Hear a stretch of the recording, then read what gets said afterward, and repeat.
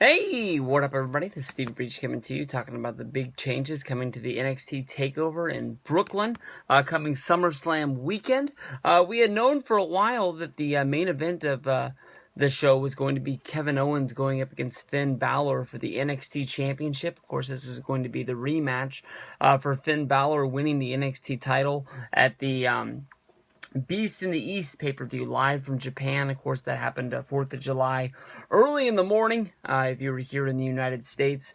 And honestly, I think everyone that's a WWE fan saw that show. That was something that everybody really stayed up for. In my mind, and as well as a lot of other people's minds, this was the main event of that show. You know, Dolph Ziggler and John Cena in that tag match against Barrett and Kane might have gone on last.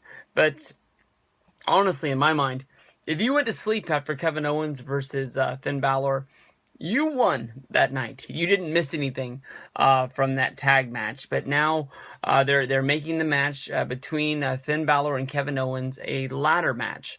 Honestly, in my mind, I think there's a lot of people out there who might not know a lot about Kevin Owens wrestling in the indies for Ring of Honor as well as PWG. Kevin Owens is a very good ladder match worker. Of course, in Ring of Honor, they call it Ladder Wars. If you go back and you watch the 2007 Man Up show, it's the Briscoe brothers going up against Kevin Steen and El Generico.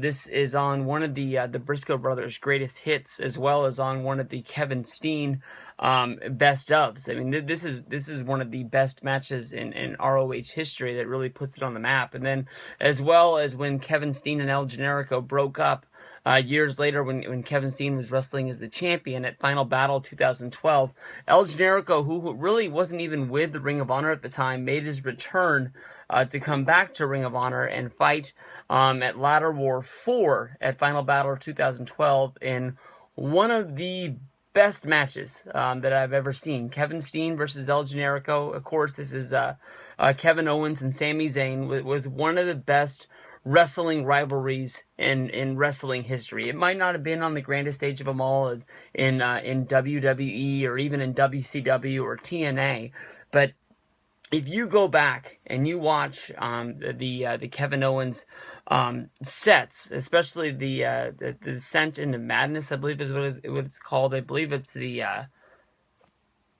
think it's the third. I think they have the one that I don't have. They have the one as the tag team, and then they have the one that's basically the Generico feud. It might be the second, it might be the third. It's all this sort of build up to Kevin Steen and El Generico breaking up as a tag team. Kevin Steen, turning heel. The whole angle of Steen versus Generico. It's some of the best wrestling, and it comes up to Final Battle 2010, where Steen loses to Generico in a loser leaves town match, and this is what led Kevin Steen to be gone for Ring of Honor for, I think it was like 9 or 10 months he was gone. And of course, this plays a lot into the backstage things that was going on with Jim Cornette. And Jim Cornette didn't even want to make the main event of the show be Steen versus Generico. Ended up being that Steen versus Generico at Final Battle ended up being a unsanctioned match, so they could still call, I believe, the Davey Richards match the main event of the night. Just a whole bunch of stuff that spills over into the Kevin Steen shoot interview on the I can't remember what the name of that one is, but it's another ROH best of, and it has an awesome interview with Kevin Steen on there. But Kevin Owens is a damn good ladder match worker. It's going to be a great match, I'm sure. Even if you go and you watch from PWG, I believe it's from Steenwolf, where it's Generico versus Steen, even in the small building in Reseda that I'll be in for Bola 2015. Generico and Steen have a great match, even though the ceiling is like feet off of the ground. I'm sure that if one of them stood in the ring, they could jump up and grab it. They actually put the belt through the air conditioning vent, and when Generico pulls it down to get the wind, the vent comes down out of the ceiling, and I guess we really tore the roof off the place. In my mind, honestly, when it comes down to it, I think that this match is a little bit weird. I know that you need a main event because they're trying to make this seem like it's a major event. that's going to be held in the Barclays Center, the same place that's going to hold SummerSlam the next night. And you don't want it to be empty. You don't want to have it be where NXT doesn't live up to what the show was at WrestleMania or what the show was when they were in Cleveland. You want to have fans there, and you don't want it to you don't want it to look indie as well. I mean, Triple H has really made it to where NXT is a secondary brand, even if it's looked at as sort of like the minor leagues. For the people who watch it, we love it. And for the people who don't watch it, I don't know why you're not watching it. I mean, it's a 1 hour show. When you do the specials, that's 2 hours. But, I mean, this is some of the best wrestling that's on every week, and it's only an hour. You don't have to worry about Raw. You don't have to worry about SmackDown. A lot of these people are debuting, and I'm sure there's a lot of buzz about all these guys, whether if it's Neville having great matches against Seth Rollins, Kevin Owens having great matches against John Cena. You've got the whole Divas Revolution going on with Charlotte, Sasha Banks, and Becky Lynch coming up and joining into the Divas division and really turning that around. So I don't know, man. I have told myself the last few times I've watched the special that these would be meaning even more to me if I watched NXT regularly on Wednesday nights. And honestly, I haven't been keeping up with it as much as I should be. And now that I'm realizing it's Wednesday as I'm making this video right now, I probably need to turn NXT on tonight. So, in my mind, Finn Balor is still going to win this match. I think that it's going to make it, honestly, a little bit more exciting. I'm, liking the fact that you have a number one contenders match next week on NXT, which is going to be Bayley versus Becky Lynch. The winner of that match is going to get a chance to go after Sasha Banks' NXT championship. I'm sure that that's going to be Bayley getting the win there in my mind. But honestly, if they did do Becky Lynch versus Sasha Banks the night before SummerSlam, that sort of feeds into what's going on Monday Night Raw as well. But Bayley has been tweeting a lot about her steps to regaining credibility in the Divas or women's division. They don't call it Divas division in NXT, but she hasn't really been there. I know she did get injured, but she got built up. She was the number one contender to win up against Charlotte. Charlotte crushed her. This was probably about a year ago, and has never really been the same since then. Also at TakeOver is going to be the Vaudevillains going up against Blake and Murphy. I don't know what happened to Enzo and Kaz. When you watch the show for months, they were built up as big stars. They sort of were like the number one contenders. Out of the middle of nowhere, they lost one match, and now they're nowhere in the tag team division. The Vaudevillains, who seemed like they were breaking up a month ago, are now the number one contenders. It doesn't seem like they got injured. I don't know what happened to make them cool those guys off so much. It seemed like they were one of the most over acts in NXT, even though I don't really get it. But we'll have to see what goes down. Kevin Owens going up against Finn Balor, NXT title ladder match. It's going to be different. It's going to be fun. Of course, at the first NXT special, it was Adrian Neville beating Bo Dallas for the NXT championship. That was a ladder match. That was a ton of fun. And for people that were watching NXT for the first time, it definitely put Neville on the map for a lot of people. And, him wrestling in these great matches against Seth Rollins. I believe this is the second time. They might have snuck in a SmackDown match that I hadn't seen. But the second time that they've had a great match on Monday Night Raw that really surprised a lot of people. Hey, what up everybody? This is Steve Breach coming to you, talking all about the upcoming NXT TakeOver special, which is going to be happening in Brooklyn the night before SummerSlam. We already have one match named, which is going to be Kevin Owens going up against Finn Balor for the NXT Championship match. On last night's NXT show, we had a sit-down interview with Finn. It wasn't with Finn, it was with Kevin Owens. And Kevin Owens made the announcement that he wanted the rematch to be a ladder match. And that brings a whole lot of even more excitement to that match.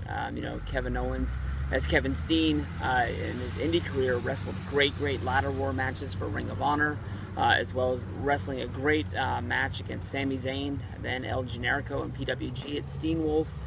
So honestly, we get to see. I don't really like it when they pigeonhole guys as ladder match kind of guys, and I know that that's an easy way to sort of steal a good stipulation and make it a good match, they think. But we'll have to see about that one. But it should be really great. But as one of the undercard matches that's being pushed right now, it's Tyler Breeze going up against Jushin Liger. That match was announced last night, even though most people have known about it for a while. I do like the storyline that they went with, where they basically unveiled Jushin Thunder Liger as the special guest opponent for Tyler Breeze.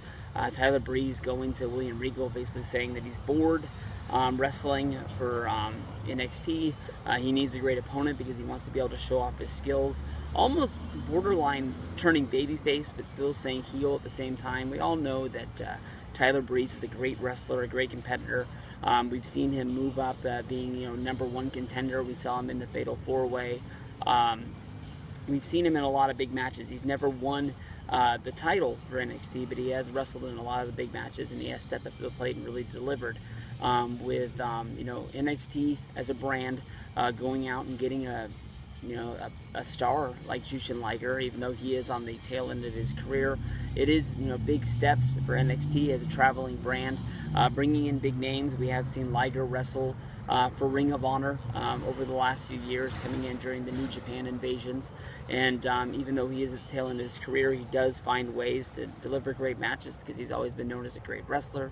Most people that are going to watch the special really only know Jushin Thunder Liger from watching him in WCW, his great matches against Brian Pillman on, I think it was Slamboree, also on the first edition of Monday Nitro. Most people know that as one of the big trivia questions about WCW.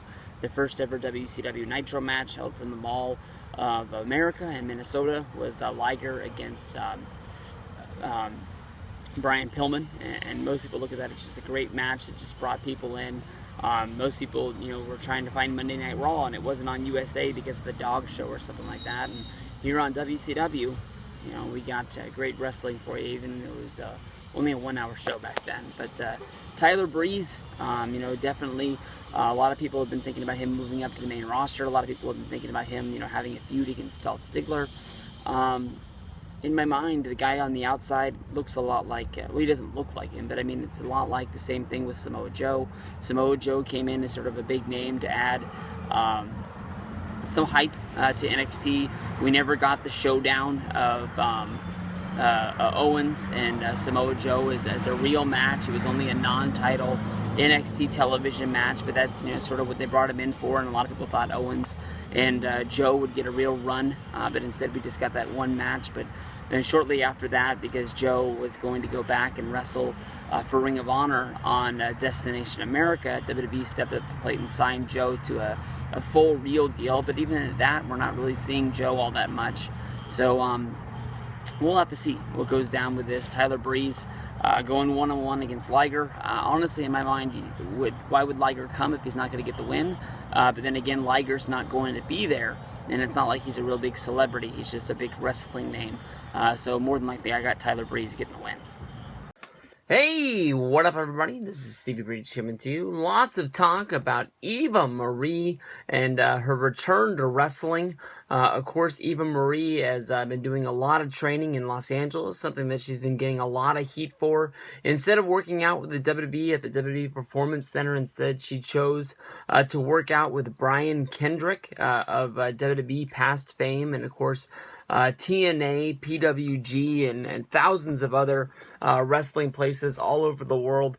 And if you pay attention to Eva Marie's Instagram or Twitter account, and you've seen the videos that have been posted of Eva Marie wrestling at Brian Kendrick's wrestling school, you would think that Brian Kendrick is a wrestling genius, something that he is taken Eva Marie, somebody who had no training whatsoever, but WWE, because she has really, really hot red hair, chose to put on Total Divas, push her to the main roster without even getting a lick of training. Basically, the training that she was, getting was mostly on the road, before the shows started, trying to get her into the ring. If you can remember, Eva Marie getting in the ring at Survivor Series with the Total Divas versus the Divas roster, and just looking completely and totally hot, but really, really lost, not knowing what is going on.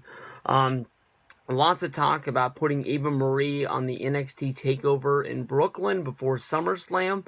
Some people might think that this is coming really too soon, but honestly, in my mind, I know that NXT has been building up, Eva Marie joining the roster, having to convince William Regal and Sarah Del Rey that she was worthy of being in NXT.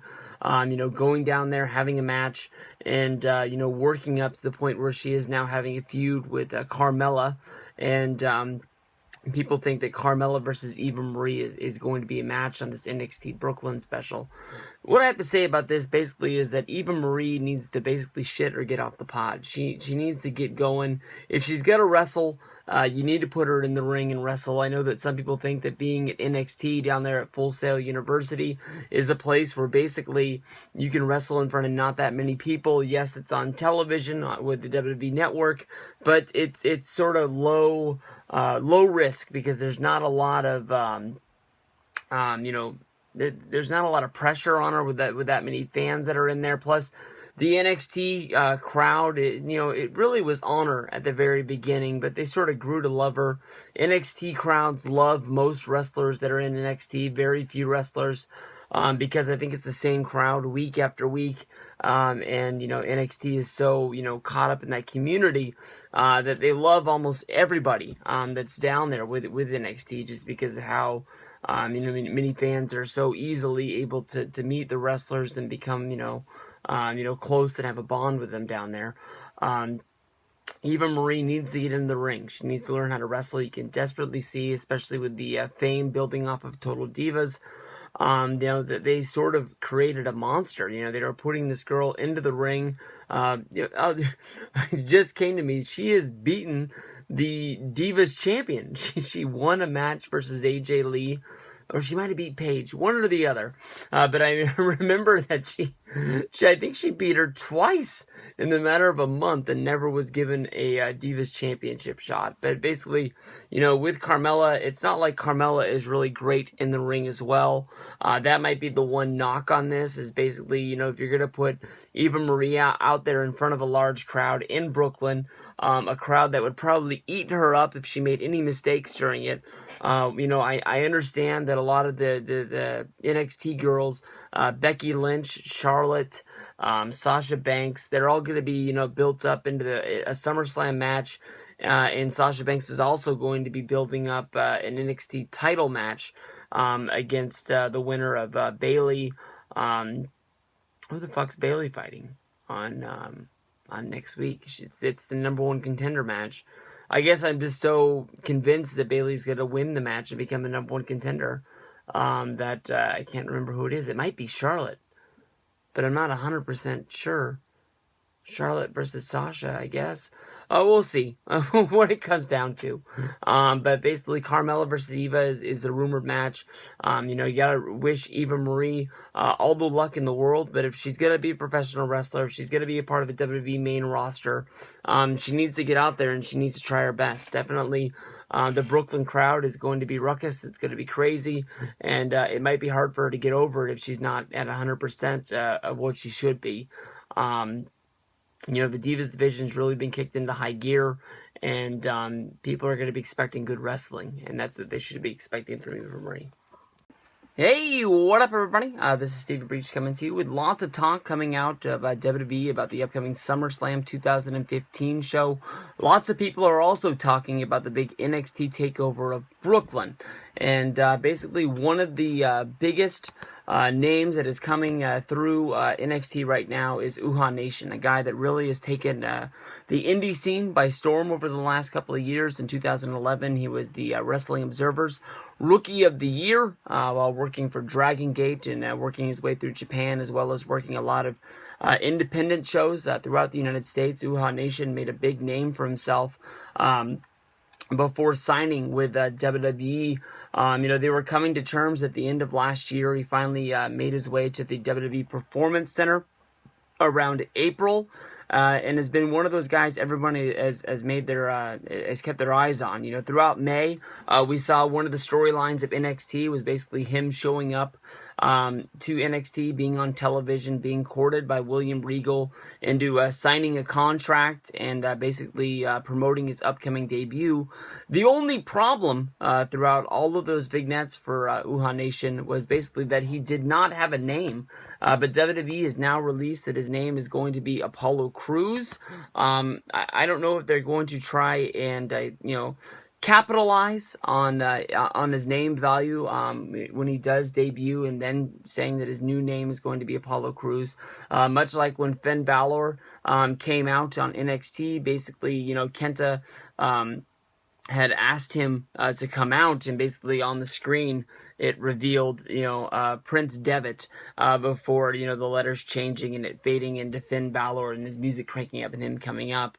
Kenta is a guy that also came in to NXT, and they took advantage of that when they were in Japan. It was Kenta, and then finally right before his debut, I believe the first time they called him Kenta on his way to the ring, and then once he was down there, then it became Hideo Itami as the new name. So it's a struggle to get used to, especially with so many guys down there. But I mean, as Kevin Owens goes along, it gets easier and easier to remember his name. And it's not like Sami Zayn, I'm calling him El Generico anymore. But sometimes in these videos, when I start getting going, I'm talking about lots of things, and I bounce around and I see like Kevin Owens' face, and that's which direction I want to start going in the video. That's when I get lost, and I call him Kevin Steen, and I get all sort of like, oh, I called him the wrong name.